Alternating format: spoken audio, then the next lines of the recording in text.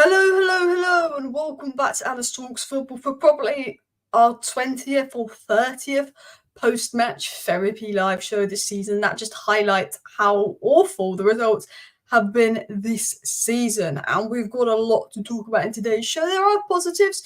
Delot was outstanding in the first half. Anana made a good save. Bruno Fernandez had a brilliant game. Maguire played through injury and all of that as well. And we'll talk about that because it's not all negative. We're through to the final. And my mindset now is the only way they can make up for that performance is winning the final. You win the FA Cup final, that semi-final is all forgotten about because at the end of the day, you've gone through. Do you know what I mean? But if we go into the final, we get embarrassed by Manchester City. We should have just given that position to Coventry because I think Coventry would show more fight against City if we play like we did in those last 20 minutes against City.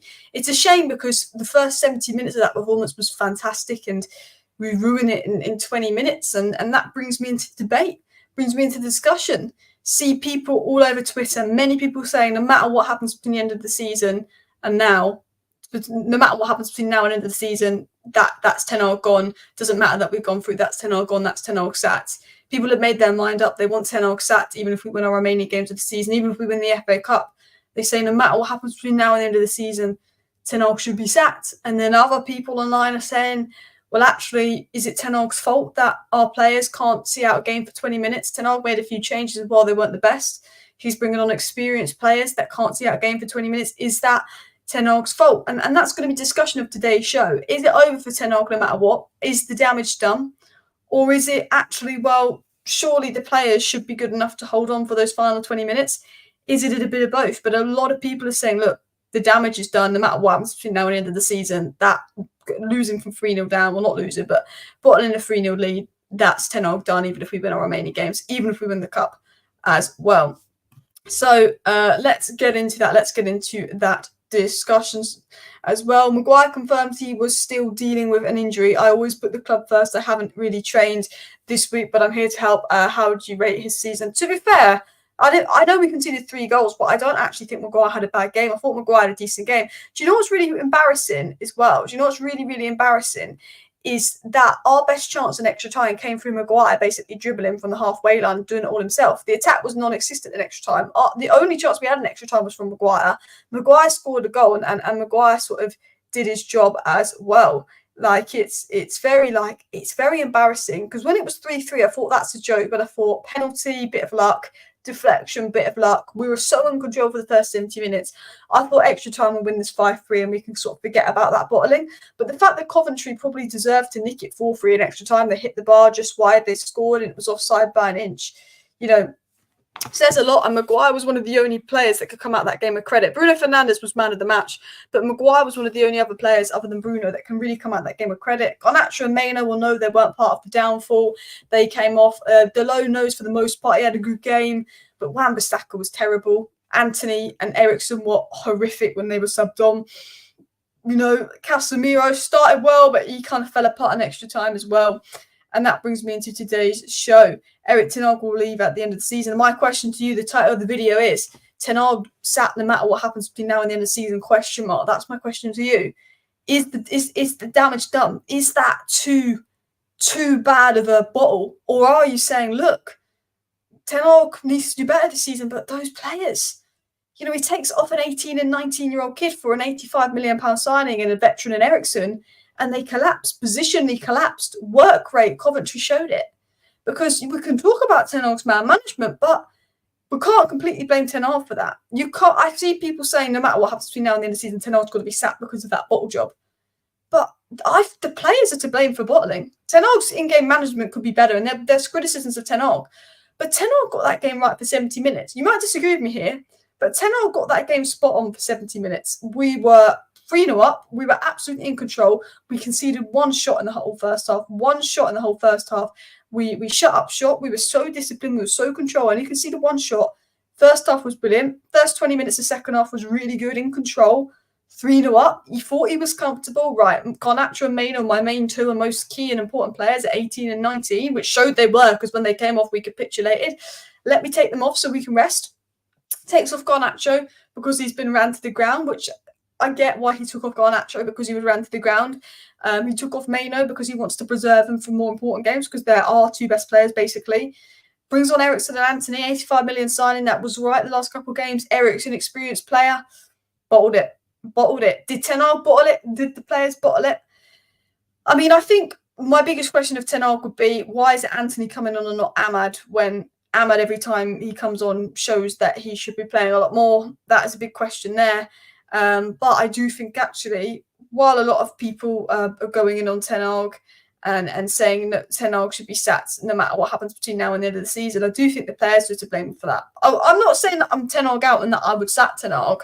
I wouldn't sack Ten Hag because I want the players and the environment changed first. Had these players not got 4 or 5 other managers sacked, had the environment and recruitment been good at United, then I would be Ten Hag out after what I've seen this season, because there's every reason to be Ten Hag out after what we've seen this season. But because I know that these players have failed so many managers, because I know that this board, the environment, the club, the way we operate will set any manager up to fail, is the reason Ten Hag's in. Ten Hag isn't, I'm not Ten Hag in because of anything he's done this season. It's been appalling.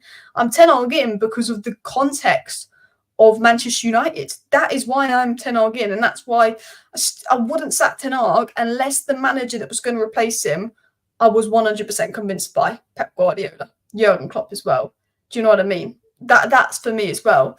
Maguire did better than others, but he highlights his limitation time and time again. We have to purge all the players who don't fit the style of football we want to play. Eventually, yeah, we can't do it all in one window, but Maguire's one of those. If we kept him next season, I'm not going to be too fussed. I'd sell Lindelof before Maguire, but I think our plan is to keep Lindelof and sell Maguire, which I personally don't agree with as well. Alice Rashford was crap, but he took off Garnacho. I think at 3-0 up, with the amount of minutes Garnacho's played lately compared to Rashford, I actually, believe it or not, understood in that moment why they took off Garnacho. But then as soon as we conceded, I was like, how many times do we take off Garnacho and concede? You know, Antony comes on and there's 9 players in front of Antony between him and the goal. And Antony can lay it off to Bruno, and where Bruno's in a better position, but Antony shoots, gives away the ball. Coventry countered, they score. Obviously, subbing off Garnacho was a really bad decision in the end. But I think when, in the context of it, when you're 3-0 up against Coventry, you're 8th in the Championship with 20 minutes to go, I'd be thinking, if I was manager, all right, time to get off Bruno, time to get off Garnacho, time to get off Maino, you know, protect our good players. 20 minutes to go, because it was 20 minutes to go, and they capitulated. So I do have that element of sympathy for Ten Hag in the sense of, well, actually, what the players did was embarrassing. Do you get what I'm saying? Like, I almost do have sympathy for Ten Hag in that sense as well. He made us on winning only to lose or draw many games, and that's the thing. And it's some of it is on Ten Hag and man management. The Eriksen sub made no sense, but at the same time, I think, how can he not rely on Eriksen and an 85 million signing to not concede 3 goals in the final 20 minutes against an 8th place Championship side as well? Erik ten Hag's in trouble. He does not learn. He makes the most ludicrous substitutions time and time again with the same result, and he is loyal to precise to the wrong players, neglecting those who deserve it. I think Ahmad should be coming over Antony. I think Ahmad and Garnacho should be our starting wing pairing at the moment. Start Garnacho on the left and Ahmad on the right, if I'm going to be honest with you as well. Alex Fortson, Antony cupping his ears in front of Coventry players. I think it was embarrassing. Like, I was a bit shameless, like, get in, never in doubt as a joke. But actually, when you think about it, do you know what? You saw the difference in player mentality. You saw Bruno you know, a bit happy, but wasn't. You saw Bruno, Delon, Maguire. They were happy, but they weren't celebratory. And they went over right away and they commiserated the Coventry players. Then there was other players running, you know, like we'd won a brilliant penalty shootout versus Real Madrid. And then there was Antony going, ooh, to the Coventry players. Whereas, you know, Maguire, Bruno, Delon sort of went over and commiserated the Coventry players. You know, that shows a bit of a difference in mentality there for sure. 100%. I think Antony cupping his ears. It was just a bit embarrassing. It's not like prime Real Madrid. It's Coventry. We were 3-0 up. Antony comes on. It's 3-0. Should have probably lost 4-3 because Coventry should have scored an extra time. And you're cupping your ears to them. I mean, you didn't even take a penalty, Antony. Do you know what I mean? So, yeah, for me, yeah, 380 million spent on players under Ten Hag. What a waste that could be. Garnacho made a few poor decisions too. I mean, I don't think Garnacho did too much wrong. I think Garnacho was very 6 out of 10. He didn't have like, oh, that's a good game, but he didn't have a bad game. I just think Garnacho needed to come off because he's exhausted as well. Rashford's final passes were terrible. They were. The players thought we had sealed it and got a little comfortable. That's all. That's the thing as well. And this is what we did versus Newport. Do you remember when we were 2-0 up versus Newport and then it was 2-2? We're 2-0 up, so then Rashford and Antony start shooting even though there's 10 players in front of them. and then it's 2-2 because we waste all the opportunities. With 3-1 up, Anthony starts shooting, even though there's loads of good passes on when he's got 9 players in front of him. Anthony shot, Coventry obviously intercept the ball from Anthony shot, counter, make it 3-2. Then all of a sudden, Coventry realise they only need 1 goal in the final 15 minutes of the game and are pushing for it. Do you know what I mean as well? Maguire went and showed respect, shaking hands. Anthony was cupping his ears as well. And it doesn't matter whether we sack Ten Hag or not, the club is tarnished. I say this now. If you sack Ten Hag, but you don't sell a bulk of the players, then there's no point in sacking Ten Hag. That's what I will say. Ten Hag has been at fault for a lot of things that have gone wrong this season, but he's not been the sole person to blame. The players have been just as much a disgrace, and the players have been a constant under multiple failed managers, whereas Ten Hag's only been here as under one failed manager, because that is Ten Hag. For me, if you sack Ten Hag and you keep the main bulk of the players, the next manager is screwed unless in the next transfer window you get them out and you do right investment in the summer. Because if you know what, you've got Dan Ashworth, Omar Brada, Wilcox coming in, potentially someone else in recruitment. I think the guy that's at Ipswich recruitment might be coming to United, which will be interesting. And then you go and sell 12 players, and then you sack Ten Hag on top of that because you've got this plan for, I don't know, Thomas Tuchel. Let's say they want Thomas Tuchel. Wouldn't be my first choice, but let's say that's the plan. You can somewhat get behind it because you say, you know what, I wanted Ten Hag to do well. I wanted him to succeed. I wanted Ten Hag to have a third season, but do you know what? I can somewhat get behind it. But if they sack Ten Hag, all these players that have been crap under multiple managers stay here next season and the recruitment's crap, well, the next manager's just going to fail, like Ten Hag. Like right now, Julian Nagelsmann could walk and take over Man United tomorrow. He's not going to be doing much better than Ten Hag with that squad. Thomas Tuchel's not going to be doing much better with Ten Hag than that squad. So I do have that element of sympathy that there's so many problems at this club and so many things we need to get rid of as well. As when the first Coventry goal went in, you can see the doubts seep into our players. We've seen this early. Do you know what? Do you know what's embarrassing? Is Coventry at 8th in the Championship. 3-1, we've still got a 2-goal lead. We've been in control the whole game before the 70th minute and didn't look like conceding once. And it felt like just a fluky goal to concede. When Coventry scored that, I said, you know what? Like, that's against the run of the play, fluky goal to concede. We won't concede any others because, like, that's a fluky goal to concede. But the players had doubt. Even though we were in control of that game, as soon as we conceded one, we lost control of the game. And positional sense went all over the place. And do you know what worries me? And again, our positional sense, the first 60 minutes was good. We were organised tactically. We were structured. We were organised tactically. I was praising the first half of being probably one of the best tactical and technical setups from Ten Hag. How can 2 substitutions change our tactical setup from being compact and in control to now being spaces and erratic? How can taking off an 18, 19-year-old do that? Like that's worrying. That's worrying. I tell you what, absolutely worrying. We can't completely blame Eriksen, but he was shocking when he came on. I don't think one player's to blame. I think Wan-Bissaka was the worst player. I think Anthony didn't do anything, and I thought Eriksen was shocking, but at least Eriksen put away his penalty. I thought Casemiro had a really good 60 minutes, then he went down the drain and missed his penalty as well. Do you know what I mean as well? Man United keep thinking game's over too early, like Newport, and today 3-0. That's the thing. The mentality, we're 2-3 up, game must be done, waste chances, muck about with it, then we concede 1 and we panic. The mentality of this squad, the bottle of this squad, you know, it's ridiculous, absolutely ridiculous. Mentality is such a big thing in football. Man City, Arsenal, Liverpool are in this final race. And Man City, we know, had the mentality, and that's what might let them win it, because Man City haven't been good towards the end of the season, but they've got wins because of mentality. We don't have mentality, and we need mentality. Maguire has one of the best mentalities in the Man United squad. McTominay has one of the best mentalities in the United squad, and they're not good enough long term to be where we want to be. But yet they're two of the best mentalities in the squad. That just shows you we are very far off as well. We are very, very far off as well. Eric Ten Hag currently is 1 fit centre-back, 1 fit striker who can't shoot at the moment, and the midfield that are on their last legs. It's just a crappy season. And I do give Ten Hag sympathy in the fact that he coached a 3-0 win 70 minutes in, and then I do feel like the players are at fault for the collapse, not Ten Hag. I do feel like the players are at fault for not the collapse. And he had 1 centre-back, and Maguire was playing injured.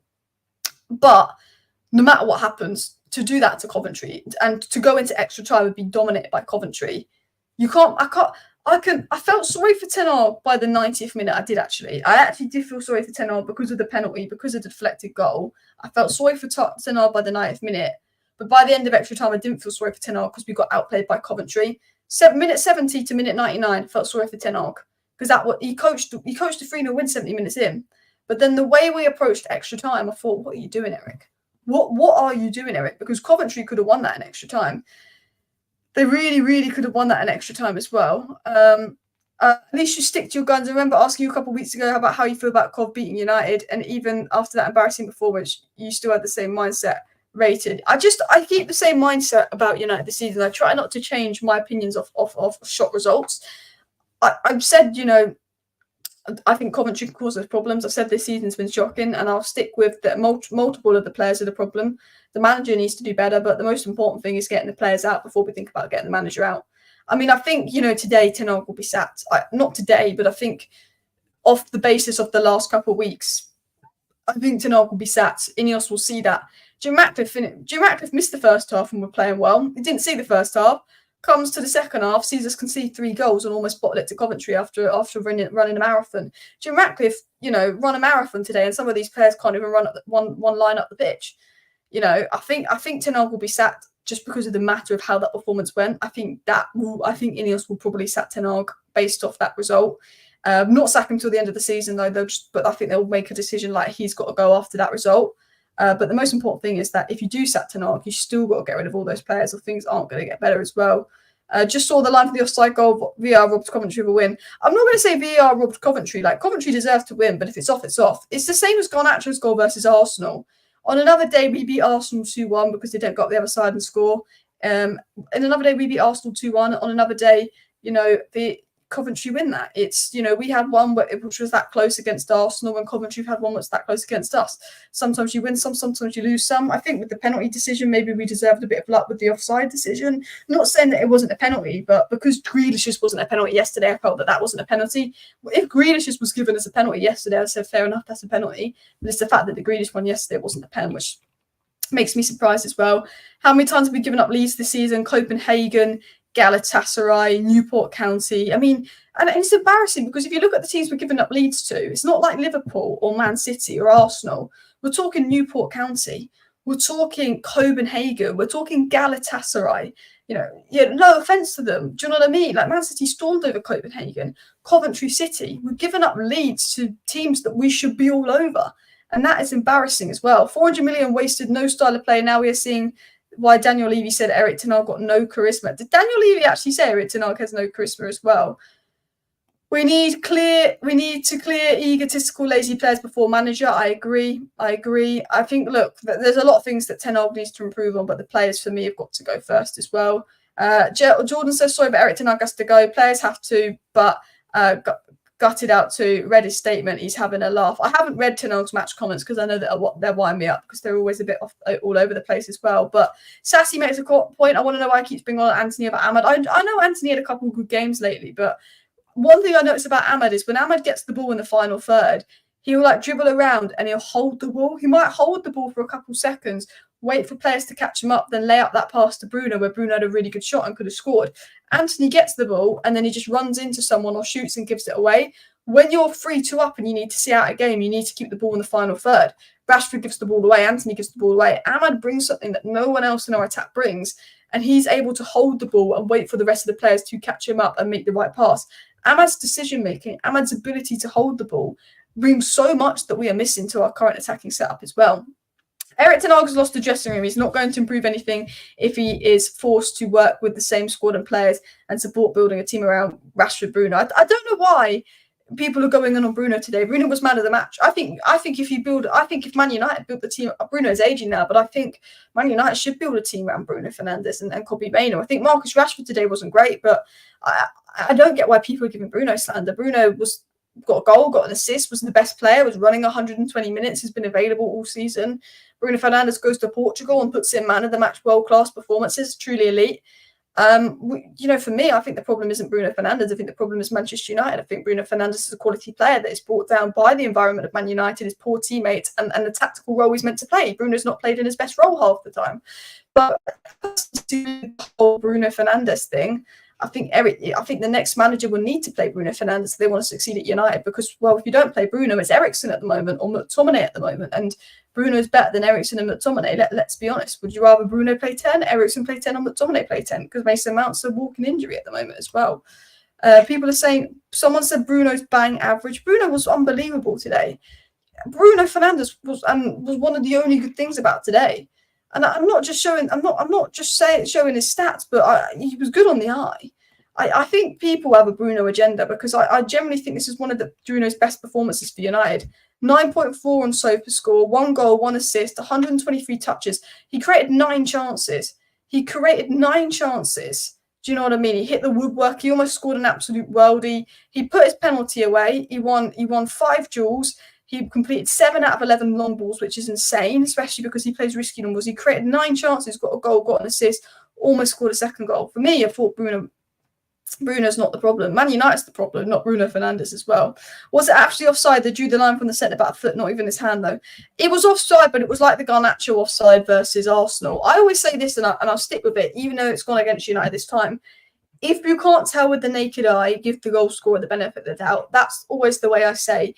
If you have to get the lines out and take 2 minutes to decide because it's that close, give the on-field decision. I say give the on-field decision the benefit of the doubt. That's what I mean. If it's so close you have to get lines out, give the on-field decision benefit of the doubt. Give the goal scorer the benefit of the doubt, if anything. So Garnacho's goal would have stood versus Arsenal. It was that close. Coventry's goal would have stood today. Even when it goes against United, I think with VAR, you can't just sit there looking at it for 4 minutes. Oh, there's a toenail millimetre between that. You can't see it with the naked eye. You have to get lines out. You have to really look at it for minutes, give the goal scorer the benefit of the doubt. And then that way, Garnacho would have scored against Arsenal, and that way Coventry would have won today. I think that is the way they should look at it, but they don't. Man United are in the mud. Who would you replace Erik ten Hag with? And then when they don't perform, it will be manager out again, same cycle. So patience is key. Accept the good results, bad results for what it should be. And that's another reason why I'm ten Hag in. And people will say, Alice, why are you ten Hag in? You're deluded. I get that a lot. People tell me I'm deluded because I'm ten Hag in. And it's purely because when ten Hag is sacked and we replace him with another manager, if things go wrong for that manager, everyone will be calling for him to be sacked. If things go wrong for the manager after. It's just a 2-year cycle. It's just the 2-year cycle. I just fed up with it. I'm absolutely fed up with the 2-year cycle of sacking managers. That's what it is. And I just want to see if we have a good window and we get a lot of players out and a lot of the right players in, what Ten Hag can do. And I think that's just based off me watching Ajax a lot last season. I think, to be honest, it all comes down to the fact that I really enjoyed watching Ajax last season, not 2 seasons ago, and the football they played under Ten Hag, that I have this belief that we'll see that at United. And maybe it's a delusion. Maybe Ten Hag isn't meant to be at United. Maybe the way of Ten Hag plays football at Ajax, he's never going to do it at United. But because I watched the football Ten Hag played at Ajax, I think that's where maybe I get that deluded level of belief as well. Chance creation stats are misleading. No one can list chances Bruno creates. He's nowhere near Odegaard or worse. Mate, did you watch Odegaard's last performance and watch Bruno's last performance? And Bruno was levels as well. Stupid clickbait, he's never been sacked. I never said he's been sacked. I said Ten Hag's sacked no matter what happens between now and the end of the season, ? Because we're talking about it as like a debate. It's everyone's sort of saying on Twitter, no matter what happens between now and the end of the season, Ten Hag should be sacked because of this result. I'm saying I'm not sure because I think we're 3-0 up. He's took a lot of his best players off to rest them because there's only 20 minutes to go against an 8th place championship side. Is it Ten Hag's fault that experienced players can't hold on for 20 minutes versus a championship side? It's just a debate, not a news show. Got Man United therapy. Bruno has consistently been our best player when he gets to play. Something finally happens. I think Rashford needs to leave for his own sake and United's sake. So Bruno and Rashford are often the scapegoats when things go wrong. But if I had to sell one, it would be Rashford because Rashford this season has been appalling. Whereas Bruno, you can't question his work rate. He's been inconsistent, but he's definitely not been appalling this season. Like Bruno's had a decent season. Rashford's the reason we lost. I wouldn't say Rashford's the reason we lost. Now, I'm going to say this to defend Rashford. And Rashford's been appalling this season. And, Rashford's performance has been shocking. But this whole Rashford's the reason we lost, I do think he's scapegoated a little bit. And the reason I'll say that is Rashford wasn't as bad as Wan-Bissaka. Wan-Bissaka was at fault for basically all 3 goals. Eriksen came on and it was a disaster class. Anthony came on, it's a disaster class. Rashford had a better game than Eriksen. Rashford had a better game than Anthony. And Rashford had a better game than Wan-Bissaka. Not hard because the 3 of them were atrocious, but he did. Rashford came off. Ahmad came on. We were shocking in extra time. Rashford came off in extra time and we still got outplayed in extra time. Just to tell you that. Rashford didn't play extra time. The worst part of that game was extra time. because I thought, okay, 3-3, that's a joke, but we'll swarm over them in extra time because they got a penalty, a deflected goal, and we dominated the game for 70 minutes. I thought we'd swarm over them extra time. Extra time, we were worse. Rashford didn't play most of extra time, if any of. Did he play any of extra time? He didn't. So we're awful in extra time. Rashford's not on the pitch, okay? So people say Rashford worst player, Rashford's the reason we lost. We didn't lose, we got through. But Rashford didn't play in extra time, which was the worst 30 minutes of the game. Rashford was crap. Rashford was poor today, and Rashford needs to do better. But let's not just keep blaming Rashford every time things go wrong when he didn't play the last half an hour of the game. It gets boring because Rashford, every time things go wrong, everyone's like, Rashford's fault. Selling Rashford isn't going to make us a good team. Selling Rashford isn't going to solve our problems. Rashford needs to step the F up. Rashford needs to be dropped, and Ahmad needs to play over Rashford. Ahmad and Garnacho need to be the wingers. 100%. 100% Ahmad and Garnacho need to be starting wingers. But let's stop every time we lose and going Rashford, and hold everybody accountable. Stop picking on the same player. He's accountable. We can call him accountable. He should have done better today. But Wan-Bissaka put in a worst performance today. Anthony was a disgrace. Eriksen was a disgrace. So that's the only leniency I have for Rashford. He should be dropped. Anthony and Garnacho should be our wingers, 100%. If a big comes in, sell him. The big comes in. But the fan base, every time we lose, it's just Rashford that gets the stick. It's all Rashford. So it's all Rashford. So he didn't play an extra time. And that's the only time. That's why I say Rashford's a scapegoat. I always say Rashford and Bruno are scapegoats because they get the blame. Rashford has been atrocious this season, and there's every reason to be upset with Rashford this season. The Belfast incident, his attitude, his work rate hasn't been good enough this season. And, I'll protect Bruno because I think Bruno's work rate is brilliant and he gives 110%. I won't protect Rashford, but I think when the agenda's cleared, that's when I protect Rashford. And Rashford should be dropped. Rashford wasn't good enough today. This isn't me backing Rashford. He was awful, but everyone goes in on Rashford. Oh, Rashford. He didn't play extra time. Do you know what I mean? It's not that. It's just that Rashford doesn't contribute enough, and we concede a lot coming down the side. His pressing work rate is abysmal, and I agree with that. I 100% agree with that.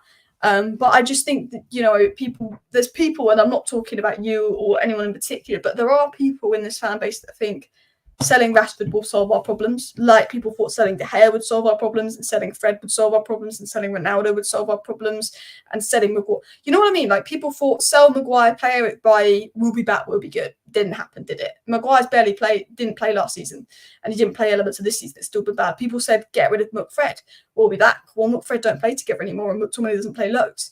People said sell Ronaldo, he's the problem, didn't get better. People said sell De Gea, he's the problem, didn't get better. This thing of sell Rashford, he's the problem. If Rashford can raise us a lot of money, and if a big comes in, I would look at selling him because of the performances this season.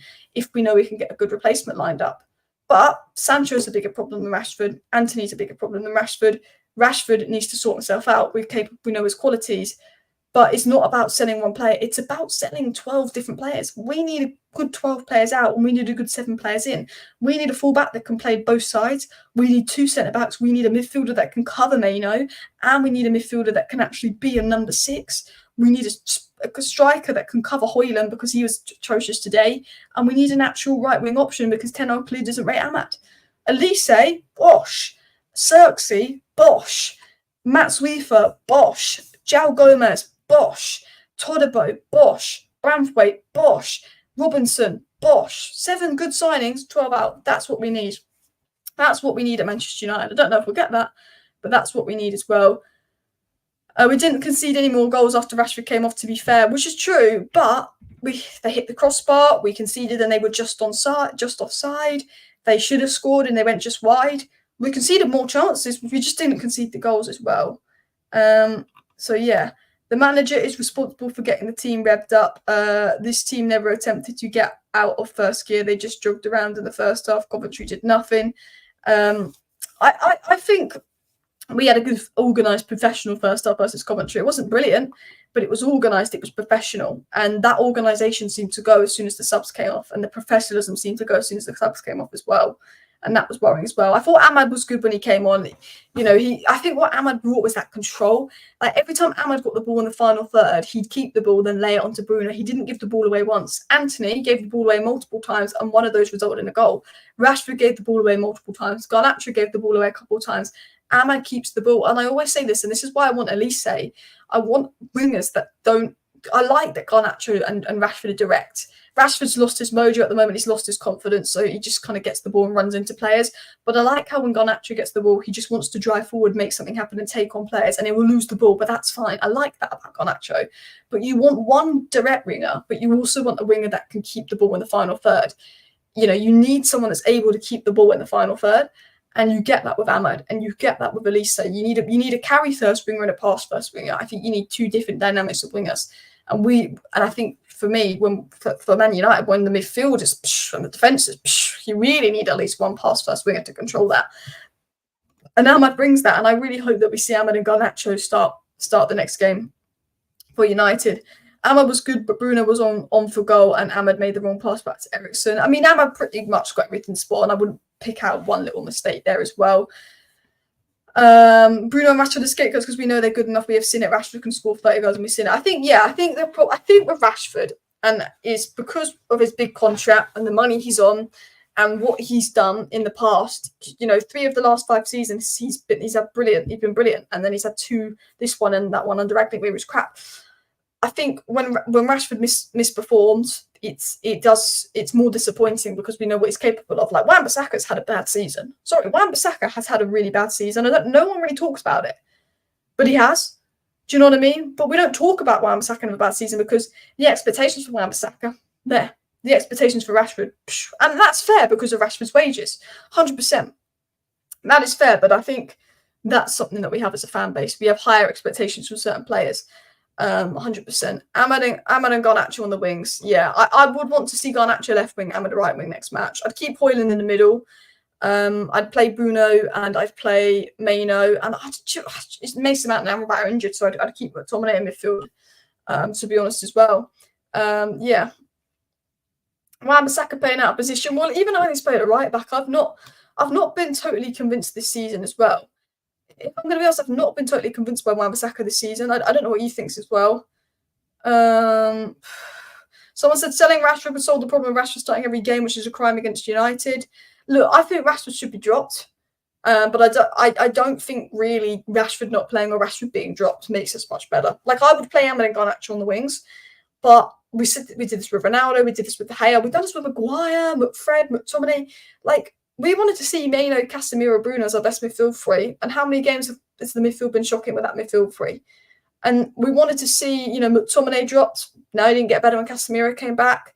I think that was such a mess all over that while I think Ahmad and Garnacho should be our wing pairing and they would probably do a better job than Rashford, Rashford didn't play extra time and it was still awful. I think that's the thing. But I think Erik ten Hag needs to play Garnacho and Ahmad on the wings next match. I think he really does, because Anthony was atrocious, and Rashford I thought was all right in the first half, but the second half he was a mess as well. And yeah, it's very toxic as well. I think the problem is it's very toxic at Man United as well. Try Amrabat and Mount more. Do you know what annoys me about ten Hag? Is that he spent all this time pushing for Amrabat. He spent all this time pushing for Mount. Obviously, they're injured now, but he never plays them. Casemiro's had an awful season. McTominay is a super sub, but you can start him here and there, and he did his job today. But Maino and Amrabat have played one game together, and that was 0-0 versus Liverpool, and that was probably that was honestly one of the best midfield performances we've had this season, which is not hard because they've all been rubbish. Mount and Garnacho Mount and Maino and Bruno haven't played together since pre-season. Mount, Maino, Bruno's last full game together was against Arsenal. We beat them 2-0 in pre-season. Midfield looked really good.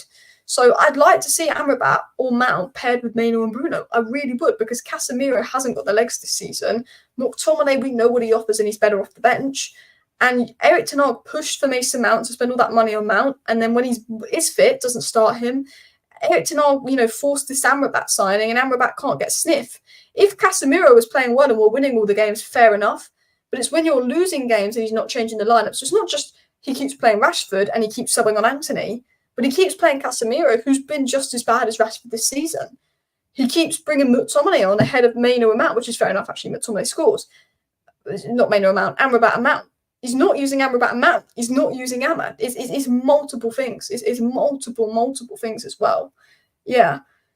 Amrabat is injured, yeah, and he doesn't even play. Why sack Ten Hag? None can see how awful the players were, how to blame the manager for the players, how long are we going to support the players of the manager? I agree with you. I agree. I think the players need to go before the manager, 100%. I think you look at Ten Hag, he coached a 3-0 win, and then we bottled it in 20 minutes. And while his substitutions and man management wasn't great, I think the players were ultimately to blame for the bottling it. I think the players were to blame as well. I think they really were. In what world is the manager not at fault when his team's 3-0 up? I think everyone's at fault. I think it's the mixture of the manager and the players. Ten Hag, if Ten Hag had won the game in extra time and we looked really good in extra time and he made some subs and we were in control of the game extra time, I'd have leniency with Ten Hag. Because in the 90 minutes, I thought 3-0 up, 70 minutes in, really good, well-coached performance from Ten Hag, professional, only conceded one shot, looked very on top, looked very comfortable, thought maybe we should throw some of the kids on. And then he made those subs and it went downhill. And I think ultimately, yeah, he made the subs, but the players should be able to make subs against an 8th place championship side when you're 3-0 up with 20 minutes to go and take his best players on, including the depth isn't good enough. And then we conceded a deflection, which was very lucky for Coventry, and a City. It would have never been a penalty and we would have won 3-2. That's where I had sympathy for Ten Hag within 90 minutes. Where I didn't have sympathy for Ten Hag was extra time when we got outcoached, outplayed all over. We have the quality to beat Coventry in extra time. We don't do that. We should have lost 4-3 in extra time. They were all over us. That's where Ten Hag is to blame for me. Extra time. The 90 is on the players. The 90 is on the players. Extra time is on both Ten Hag and the players. That's my sort of stance on it as well, to be honest as well. I watched the team after, and you can see almost everyone wants this season to end. They don't want to be around each other. It's so muddy. 100%. It's a bad environment right now. It's a really, really bad environment. And the season needs to end because the players are not just physically drained, but they're mentally drained. We need a reset. We need a cultural reset. But the players are physically and mentally drained as well. Playing Wan-Bissaka's left back's clueless. I think Delo maybe would be better left back. Yeah, I get that as well. 100% as well. How many games in the Ten Hag era did we play without Bruno? We don't even know a second sister. And we played a couple games without Bruno, but we were just a lot worse as well. I'm certain that Rashford either has a clause in his contract which says he cannot be subbed off if not injured, or an instruction from above. Potentially, apparently, I read somewhere, or it was an ex-player that came out and said that there are clauses in contracts to say someone has to play a certain amount of games if fit. So maybe that's with Rashford. I don't know. I think the problem is Anthony. This is what happens if you drop one of Rashford or Garnacho, Ten Hag's going to pick Anthony as his next choice winger, and Anthony isn't very good, so then that keeps Rashford safe because Ten Hag doesn't really rate Ahmad. If Ten Hag rated Ahmad, I think Rashford would be dropped a lot more. It's because the competition for Rashford is Anthony, because Ten Hag sees Ahmad as the 4th choice. And Ahmad is a right winger, not a left winger. And then Garnacho can go left wing. That's the thing. Garnacho is viewed above Rashford now. I know Garnacho got subbed off, but Ten Hag rates Garnacho more than Rashford. We've seen that this season. Garnacho started games where Rashford's been on the bench. But Ten Hag won't sub Rashford off because Anthony's not very good. And he prefers Anthony to Ahmad. I don't agree with that, but he prefers Anthony to Ahmad. Had Elise been signed this summer, Rashford's on the bench. In my opinion, Rashford's on the bench if Elise was fit and a Man United player, Elise and Garnacho will be our starting pairing because assuming Ten Hag rates Elise. I think that's what it is, to be honest. Bellingham scored, a winner for Real Madrid in El Clasico. I mean, Real Madrid are winning the league, aren't they? Absolutely winning the league as well. As sell Rashford, sell Anthony, sell Sancho. I mean, we'd have to sign 2 wingers. We sold them both. The thing with me is Anthony and Sancho are the first 2 wingers that need to leave. If you sell Rashford on top of that, you need 2 wingers, and I would go with Nico Williams and Elise if we did as well.